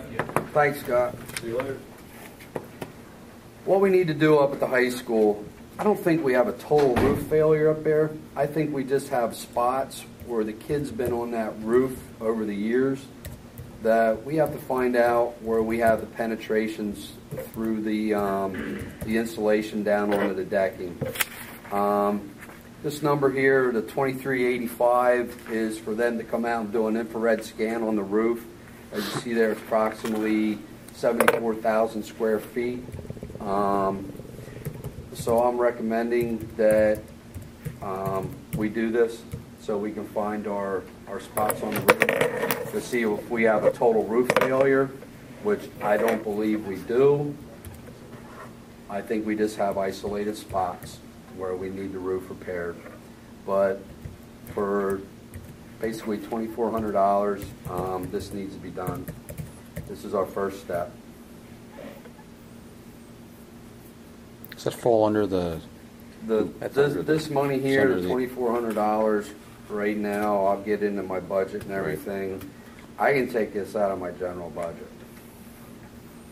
Yeah, I was going to say that approval process. Yeah, I can take this out of my regular budget because we're saving a lot of money on natural gas and electricity this year. The winter that never happened. Yeah. What's the results of this? Is this a pretty much guaranteed findings? Yeah, I've done this to several of our roofs. We did it to APC. We did it to the high school roof. Basically, you take a clear night that's anywhere above 45 degrees, and you just come out, and not raining, of course, and basically you shoot it with like an X-ray. They call it nuke testing also. You just bring I've heard it called that. You just bring this big machine out, and it scans the whole roof. And what it does is finds the basically heat and water. Yes. Transfer. Yes, the transfer through. Finds the heat and water, and it gives you a pretty good picture. Then what they do is they bring it up, a CAD generated map of your whole building and everything, and just shows your spots on your roof where it's bad. Okay. Well, obviously, I think it has to be done at this point. So we don't need a board resolution for this, I don't think. I think we can just go ahead and do this. Everybody okay with that? Surplus. Everyone, board approval? Yeah, I'll call in tomorrow. So, and also working, we've been years in facilities now, basically working on a capital reserve study. I mean, we've talked about it. KCBA are the people who basically built 3 of our buildings. This is just a sample. I mean, give me your opinion on what you think. Like I said, I would go around with another member of KCBA. I didn't get a cost on what that would be, but this would be generally what I would think we need as a reserve study. It's close. If you have anything to add to it, like I said, it's just a sample. We have no pool drains or anything like that. It's just a sample of what we'd be doing. We'd be looking at heat pumps, replacement on heat pumps. So you're saying for everybody's benefit, we would fill in what our stuff is on here? We would fill in what our stuff is. This is just a sample of what it would look like. Priority and classification. We changed some things around here, but this is basically, a prototype of what we would do.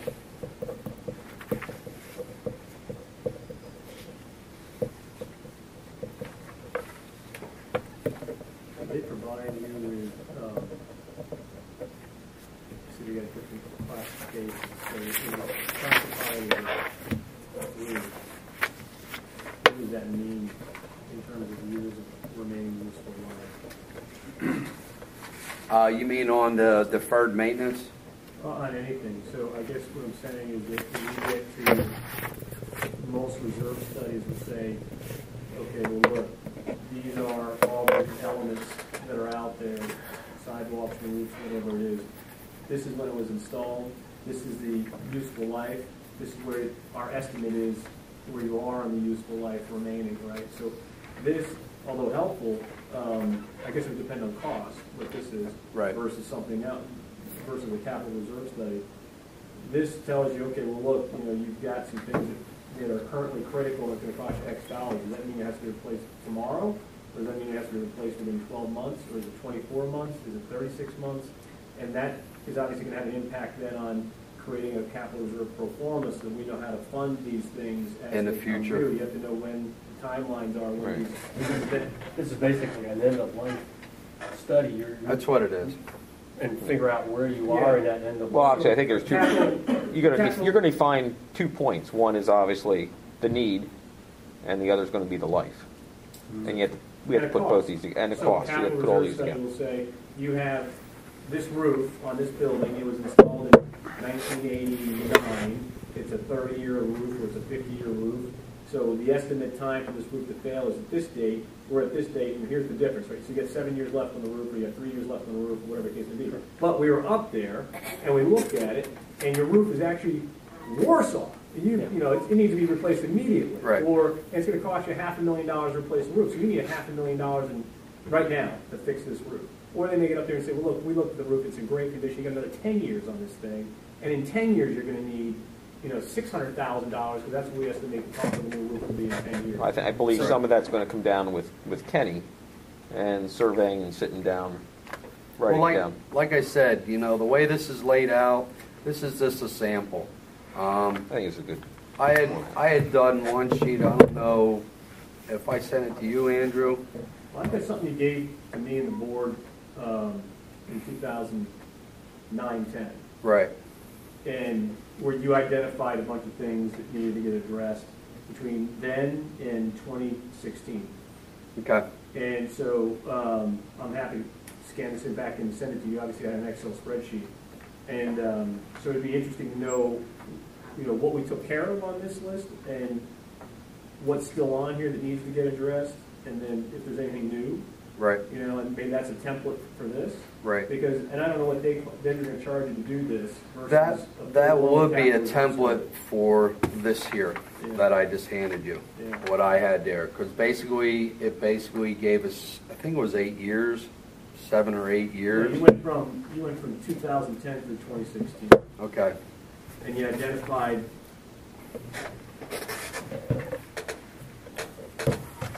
You identified quite a bit of stuff. Yeah. We went to every building. See, I can get building specific. I mean, there's dates on the buildings. I think there's dates on the new roofs, when the roof was installed and everything like that. I mean, this is something I could do with these people that they'd be willing to help me set this up. Well, I mean, for a minimal cost. This seems like a good idea. You know, a full-blown reserve study might cost $100,000, just to give you an idea of where the one end is. But they'll give you a 20-year plan on how to take care of everything for the next 20 years. This may cost us 5 or 10.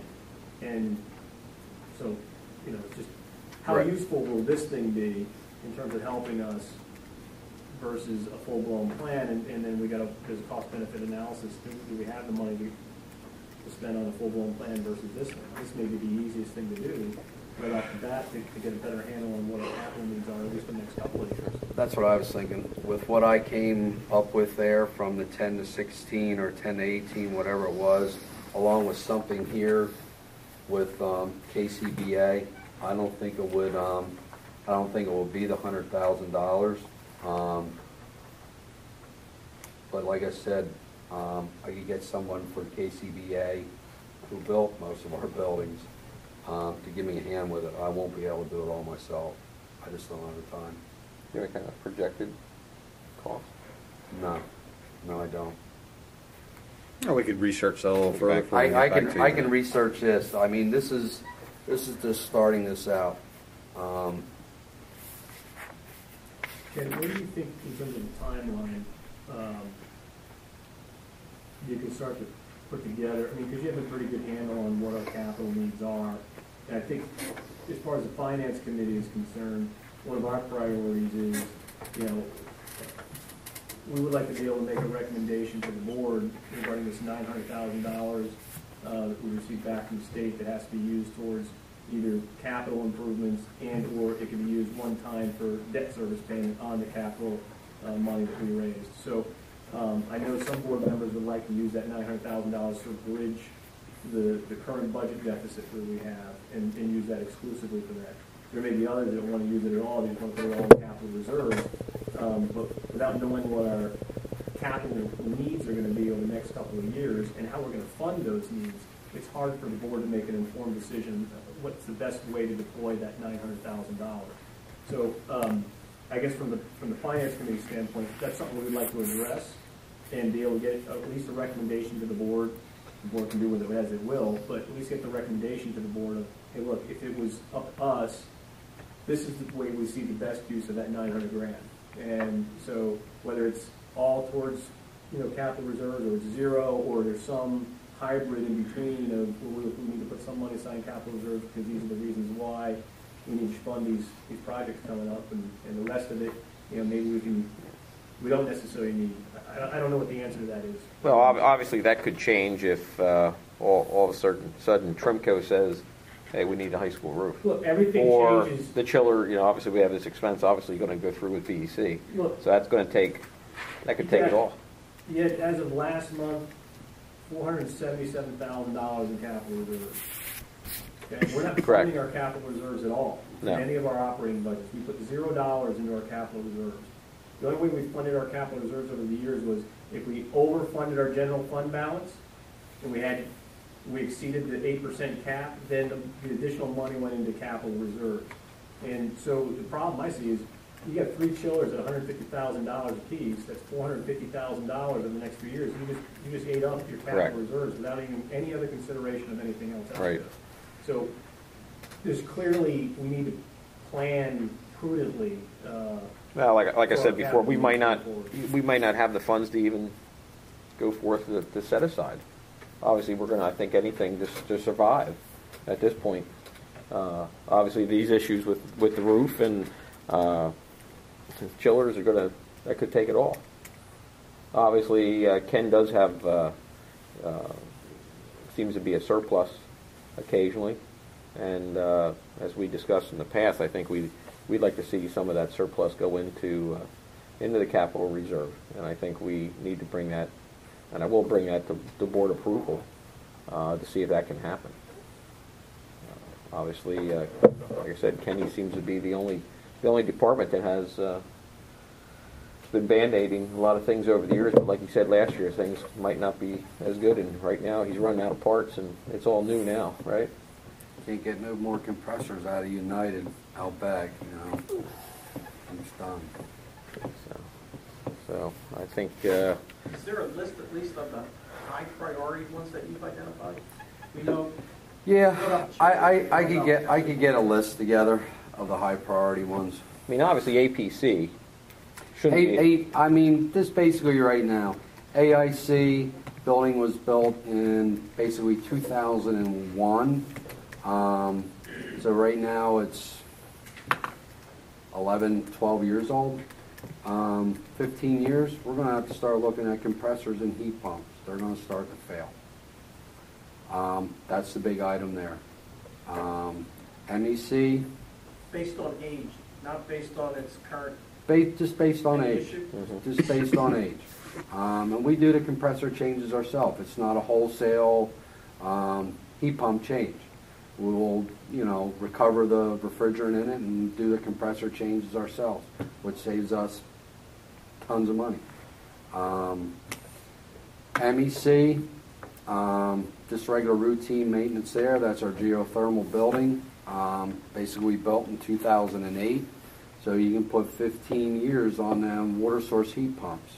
I mean, geothermal. I mean, I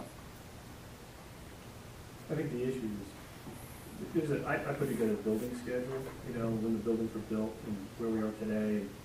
MEC is only 3.5 years old. Amity Primary Center, we just obviously renovated, it's a year and a half. AIC is almost 10 years old, or 10 years old. That's of this year. So you start thinking about what building systems start to break down in 10 years in a building. Birdsboro Elementary is 21 and a half years old. So it'll be 25 years old in 2015. So just think about the things that break down in 20 years. Daniel Boone Middle School, it'll be 10 years in 2015. So 6.5 years old right now.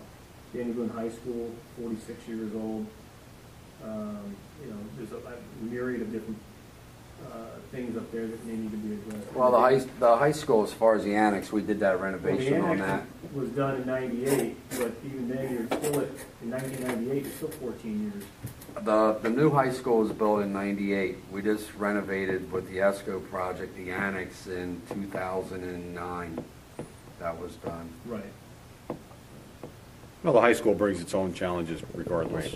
So, I think, what you identified on a report you gave us a couple of years ago, I think the big ticket items were, there's high school HVAC, high school boilers and the cooling tower at the high school too is of concern? The sump tower, we're okay with the sump tower. The boilers we just replaced. Right, they were Yeah, a big chunk of change there. yeah. I think those are the two big ones that stood out up there.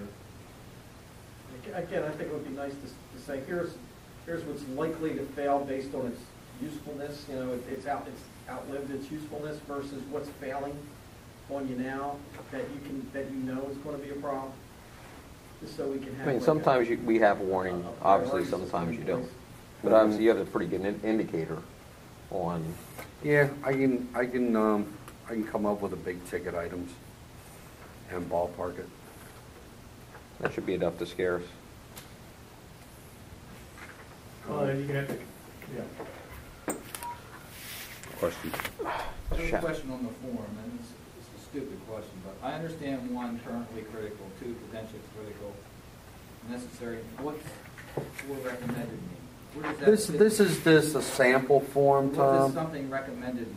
I have no idea. This Okay. is just a sample Just form look at it. that they had You may sent notice me. We'd have to refine this as far as dates, years in service, when to be replaced, by years. This is just a sample form that they sent me that, you know, I just handed out just for reference Okay. of what other basically school districts are doing. Because they've done one for a couple school districts. And did they have a cost? Did they give you a cost of what it costs to No. come in No. and do this for They'll you? have to- No. They don't do that You until can after? get a review on that. They actually See what- give you like a prospectus, kind of like what we're Yeah. doing with the foundation, where they give you a quote. Right, okay. I just wondered if the other schools A could tell you what they recommendation, but not a spent, like an guarantee. estimate. No, I haven't contacted the other schools. We've already done with another architectural firm. This was back in 2008. Andrew and I worked with another firm, and they gave us a figure of anywhere between $100,000 and $110,000 for a reserve study Over 5 buildings, so. over 5 buildings. There's a lot. That's a lot of work. There's a lot of detail and data and information It's a that lot they of need. it's a lot of work. I mean, it's It's a 20-year plan that they end up putting together. you know. So it tells you how much money they anticipate you're going to need every single year going out, and then what your current reserve balance is, how much money you should be setting aside in reserve every year so that you have the money available to I think that's in a perfect world, though. Yeah, I mean, you know, look, sometimes you defer things to a later date, and it work, you know, everything is going to fail when someone says it's going to fail, right? I mean, I think with Kenny's knowledge, though, do you go out and you spend $100,000 to put something like that together, or do you? I think we sat on it at the time because we didn't have any money. We didn't have any money. Yeah. We didn't have any. Very practical That's the concern. bottom I mean, line. it's That's the not, bottom uh, line. We still don't have any money. We still don't have any money. So, My you know. only concern is. That's why I bought this up. I mean, if My I car could might just die get tonight, someone but I here, grab by a new one. if I could get That's someone right. here to help me. You have your I own mean, to budget do there. this, Yeah. the firm that we had in here, they were going to take 3 people for approximately 3 weeks, just to do the buildings. Right. Okay, Well, then to tabulate everything and to Mhm. put it on a, like Andrew said, a performer that's scheduled out 15 to 20 years. Right. Well, my So only it's a concern lot of work. is if Kenny, you're not here for any reason, and we don't know what's going on with the buildings, then how do we know how to plan the budget for the future if you have a lot of knowledge? We need to And, virtually download his brain. I'm not- yeah, before you go. I'm not We'll going scan anywhere. you. I know, I'm just saying, something unforeseen happens. But part of the reason you do something like that is for that reason. We have a chip built into them. Yeah, Chip, Yep. sure. Lost at sea, we'll find them. It was just, Yeah. you know, one of those things where. if We try to have as much redundancy as possible in the system. Okay. Got some dead and buried there. Yeah, no. Maybe one of these weekends I won't come back. Spring sports. It's been like 5 years since we had our infields at the high school, basically professionally groomed and the edges dressed. What we had is a lot of big edges, lips on our infields. So I have Tomlinson and Bomberger up there right now, doing the lips on our infield and doing a professional grooming on the infields, on the varsity baseball and the 2 softball fields. So we should hopefully don't get any rain this week, and we should have them fields up and gone by next be Monday dry or week. Tuesday. What kind of costs we tied with that? Basically, we're looking at 900 in infield, which that's done through my field supplies. And you'll see it on this sheet. Okay. So when you say to dress the infield, what does that actually do? Well, what we do is they bring an infield, it's a leveler, okay, where they can level the infield out. It's a big box. Actually, the trucks, the equipment's on the parking lot up at the high school right now. And basically, they come in with this like aerator, they tamp the soil down, then they drag it with this box to level the infield out. Then they bring some more Dynatex. We got a load of Dynatex in there and fill in the edges on the infield. Yep. We don't have that equipment. We've been doing it now for 5 years, and we're starting to get this to our infields, okay, because at first base, the first baseman stands at the same spot all the time. So we got a big water spot there. Second base, we got a water spot. Tom knows. Catcher, we got a water spot back there. We can't do anything more with it. We needed it professionally done. Like I said, it's been 5-6 years since we had it done. I know this is just trying to understand what was involved. It's a lot involved. They bring a sod cutter in and they cut the edges out, and then they just basically, if there's a lot of Dynatex in what we cut out, we just brush it back on and we rototill it up with that groomer and stuff that they have for the infield and mix it right in. Obviously, I guess there's no funds from source subject Berkshire Sports that would contribute. Not that I know of. I mean, obviously they do give a lot. They don't use those They fields. don't use those fields. Not up at the high school. This is our stuff. Just our. This isn't the Amity Not area. up at the high school. This is not the middle school. Okay.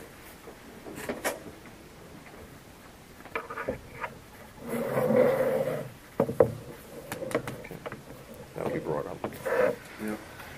Okay. Any new business? Under new business, last Saturday when we had all the wind, the only issue we had is probably about 12 feet of ridge cap over the roll vent over at AIC. We went over there Monday after the wind and replaced that. Any other issues we have right now is the high school with the lavatories, shutting lavatories down. Gives us the opportunity to go in and do some wall treatment in the lavatories, which is direly needed. There's drywall in the bathrooms, and what happens in the bathrooms, they destroy the drywall. They kick it, they punch it through the drywall.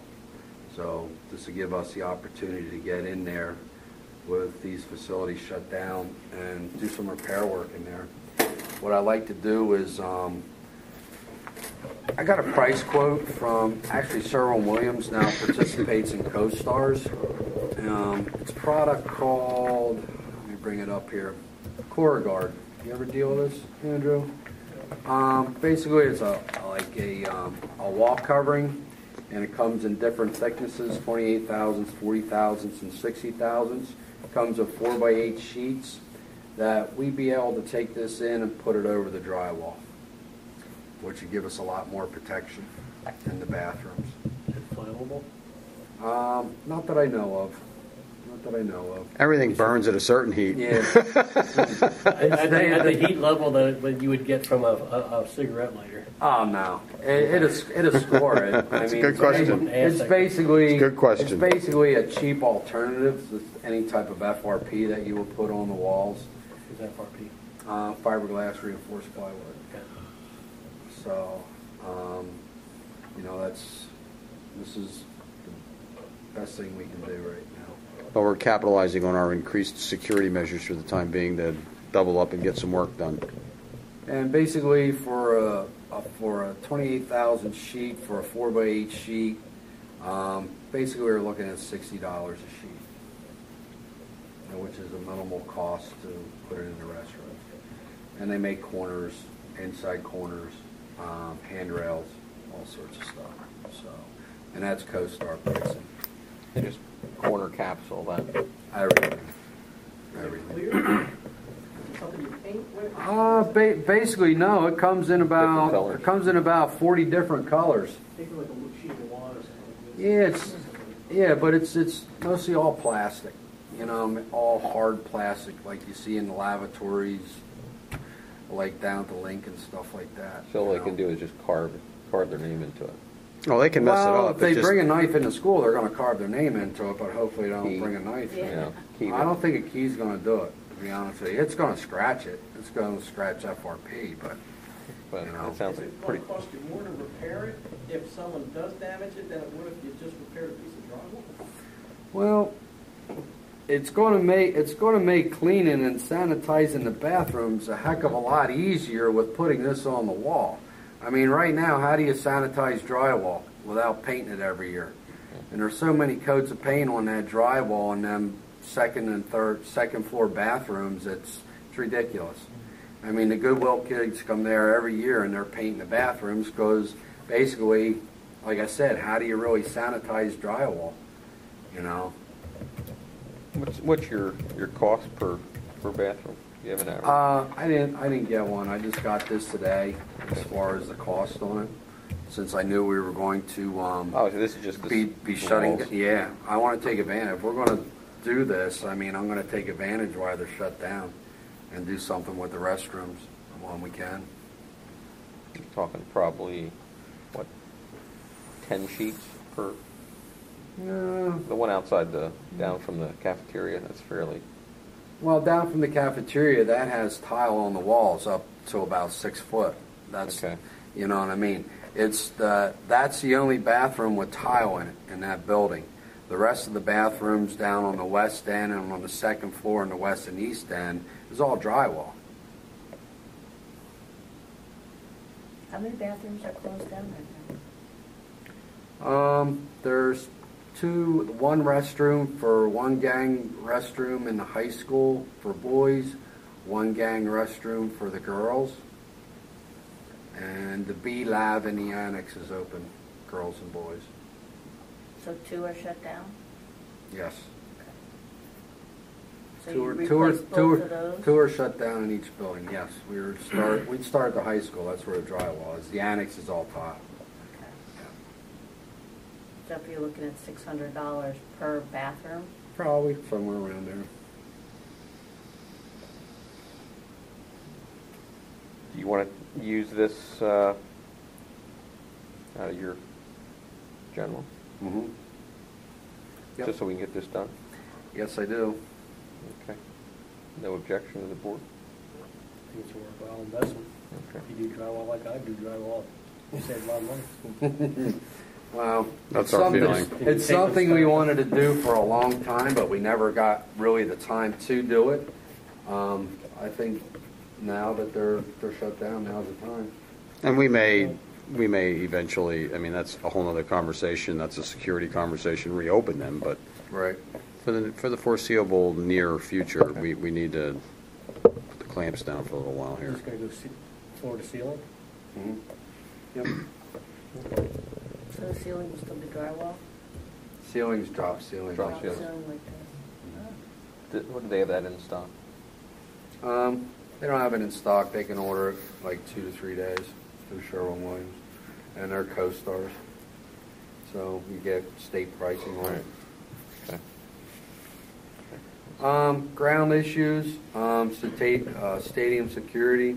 We're addressing that problem. We'll be taking care of that. And discussion. We did secure the annex bleachers. They can't be moved in or out. What I like to do there is I'd like to take them bleachers apart by ourselves. We took them apart over at the APC building.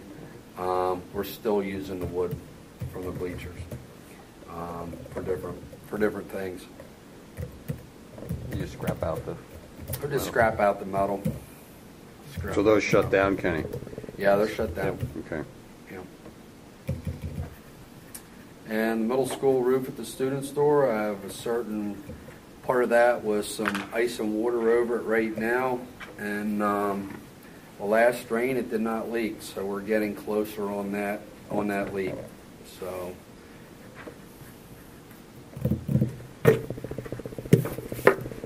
And this year, I just talked to the representative from Goodwill. We will have 2 crews this year with the Goodwill kids.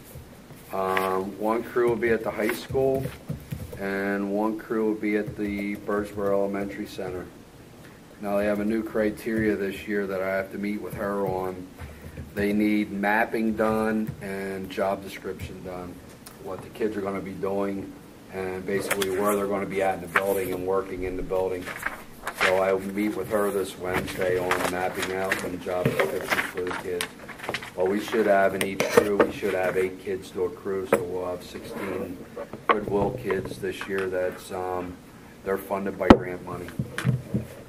What's the reason for classification? Job description? Yes. They just want to know what they're going to be doing, cleaning desks, painting. It's probably part of their grant. Yeah, it's part of their grant. Most of the times at the high school, we use them to help the custodial staff clean out lockers. At Birdsboro, we'll get the older kids to help paint.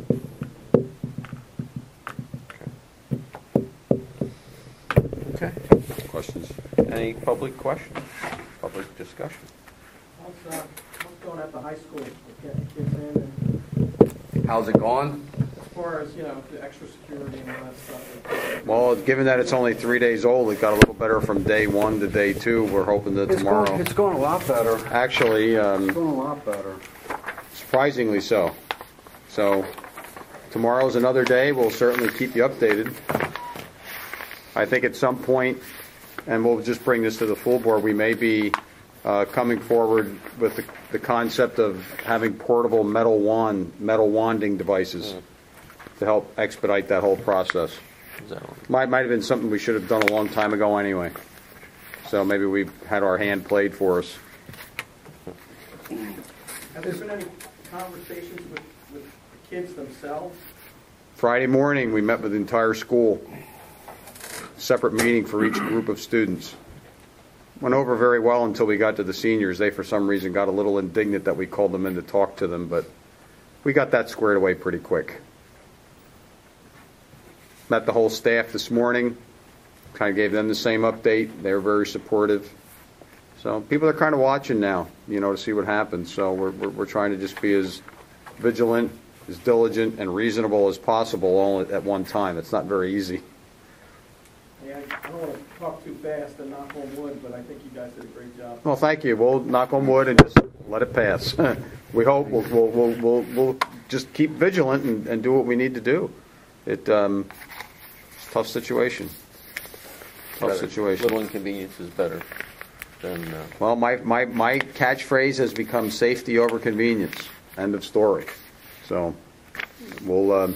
Well, I mean, I don't want to ignore the convenience. I do get it that there are some things that they're not inconvenient. They're beyond inconvenient. They need to be dealt with. But at the same time, this is a kind of a little bit of a work in progress. So, I mean, we'll get better at it. It's just like anything. You got to adapt and change with the times. But I think one of the things that Mr. McElmoyle said, he said, when you do things like this, things change. He said, look what happened after 9/11. And people wait at airports now. Nobody gets onto a plane unless, they look at the kind of shampoo you bring through. So it's the same kind of thing. So we'll get through it. You just have to be optimistic about it and sensitive to just can't be going around threatening people anymore. No, it's nonsense. 2012 nonsense that people Yeah. hear and stuff like that. Well, and people saying, well, it's just idle threats. It's idle threats. Well, talk to the people in Ohio who just lost 3 children last week. It wasn't so idle there. Right. So, no, we're confident that we had the state police tell us we're doing the right thing. That's all we needed to hear. They said you're barking up the right tree rather than barking up the wrong tree. So, we'll keep it moving. And you know what? I always like to say, in every cloud there's a silver lining. Maybe some people will learn some things from this that they shouldn't say, shouldn't do, and how they shouldn't act. And going forward, we won't ever have to deal with this again. So, that's the hope. Yeah, and a big plus was the state police. They helped us out tremendously. The state police were at the meeting with the students on Friday morning, and they made it very clear. They said, if you think you can hide on Facebook, think again. You say the wrong thing on Facebook, we'll be knocking on your door at a certain hour, and you're going to be held accountable for what you do if you're going to be making threats against people. See, we as a school don't have that leeway. But it's a different matter for the police, and you could hear a pin drop in the room, and they were saying that, even with the seniors. Because the state police said, if you text a message to someone, we have ways to find out. So I don't think you can hide text messaging either. We'll get you. That sent chills down my spine, frankly. I don't know how the kids reacted to it, but I don't say bad things on Facebook, so I don't really worry about it. But I think there are some kids who do. So. Well, the biggest thing he said is just think before you hit the send button. Because after you hit the send button, it's all over. And I'll find you. I had feedback from. I talked directly to a lot of students, and we understand. We don't like it. It's a shame that, you saw the interviews on TV and the things that everybody's allowed an opinion about it, but, Kenny, me, the people running the building, there's a new day in Daniel Boone right now. So there's going to have to be some different ways of doing things for a while until we can get through this. Tremendous waste of instructional. Oh my God, it's a waste of a lot of the time and effort. It wastes a lot of people's time. There's no doubt about that. There's absolutely no doubt about that. To put it mildly, between Kenny, me, and Mr. McElmore and the high school administration, we did not have a good week last week. This is no different than calling it a bomb scare. Absolutely. You had an empty building, it was over instructional time, you had all the first responders showing up, search the building and do all that kind of stuff. I mean, this is, unfortunately, it's not a one-time incident. This is deal with, going forward and on a regular basis, because it only takes one student to stab or shoot another student on campus, and Yep. now the prevention is worse. Yep. And you know what? I just, be honest with you, maybe I'm naive. I just remain optimistic that we've seen the worst of this now and we're going to get through it. That's just me. If all I have to do now is deal with book bag inconvenience, I'll take that any day. I just want people to stop calling each other names and threatening people and doing stuff like that. That's what's got to stop. The book bag thing we'll get through. That's not the issue. So we'll be okay. Basically, if you page through this on my budget here, my running tally sheet that I use, if you go to like the natural gas and electricity, the natural gas, you can see what we spent in 10-11, and basically where we're at this year with the balance right now. I'm gonna have some money left over. So this hasn't really varied much since last month when you. No. This might reflect what we were talking about as far as money left over to fund some capital. Because you basically look at electricity, what I budgeted last year, $850,000 and $850,500, and basically what the expenditure came in 10-11, $849, and what we spent so far this year. Fortunately, it's been a mild winter. We didn't have to run our systems over the weekend to maintain our loop temperatures. So basically, we could shut our VFDs down and still maintain a suitable loop temperature early Monday morning to start up the units. I noticed, was over at the middle school that I was picking up my daughter and all the lights in the parking lot turned off. Mm-hmm. But don't have anything like that for the high school? They stay on? Oh, we do at the high school. They go, basically at the high school, they go off at 11 o'clock, 11:30 at night, and they'll come back on like 5 in the morning. I think it's 11:30. Yep. Yeah. And the same way with the lights that go down to the stadium, they'll also go off. Until we start having vandalism, then they'll stay on. But so far, it's been relatively good. All our buildings that do that. They're all on a TOD. And that's something we did years ago. Yes, Andrew?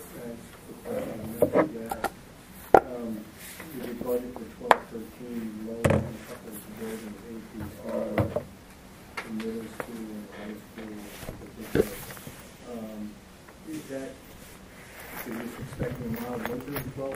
13th, or is it, like APC, have you noticed there's been a decline?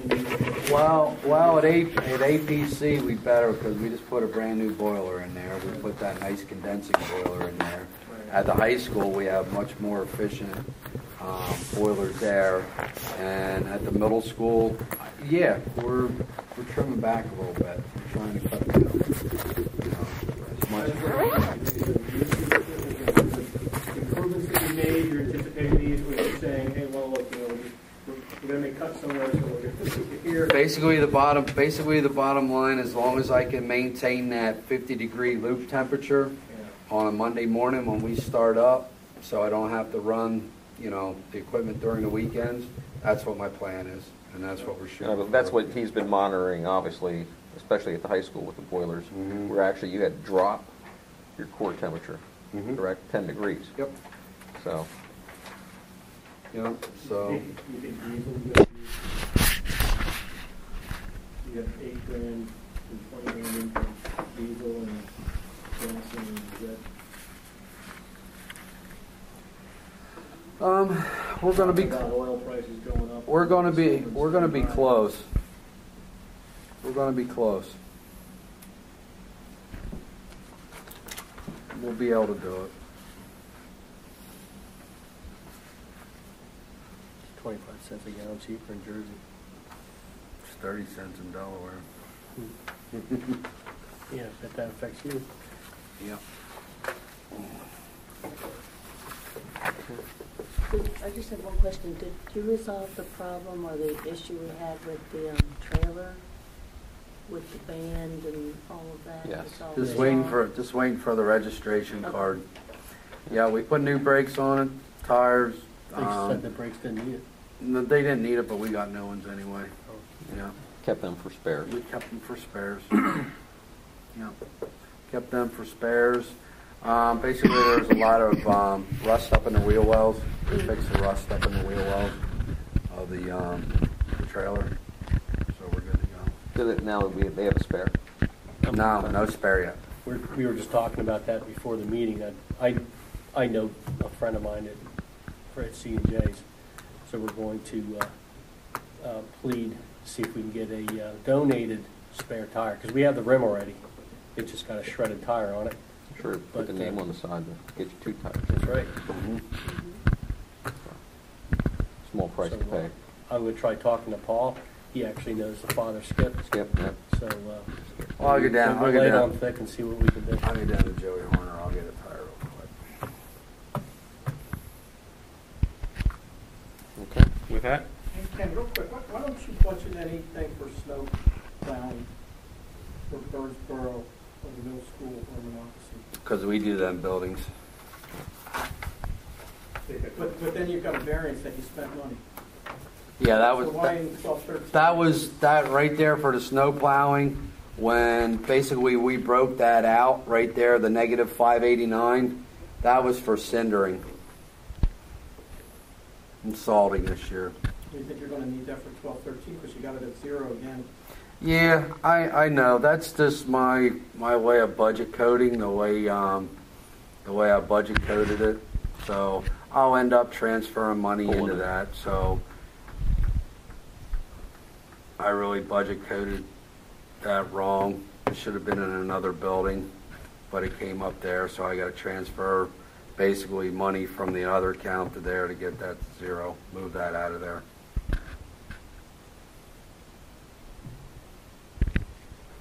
Yes, Mr. Schapp. This is an opinion. Opinion can be right or wrong. I think this board, and I think they do appreciate the work that Kenny does. I think he does the work of 2 or 3 people. Yes. And the same thing about the central office with Mrs. Tranco. They do the work of 4, 5, or 6 people in other districts with the central office. So I think they should all be commended. Thank you. We'll bring that to the board's attention and public. I know every time I talk to Kenny, it's 4 a.m., 5 a.m., sometimes 2 a.m., and a drive and a road check and midnight. Last Wednesday night I was at Birdsboro all night. If I didn't have Daniel Boonfill in my life, I'd have to find something else to do, so this keeps me occupied. Appreciate the comment, though. Yeah, thank you, Tom. Okay, with that, That's it. that's it. That's all I got. Meeting end, Meeting- 9:03. Adjourned.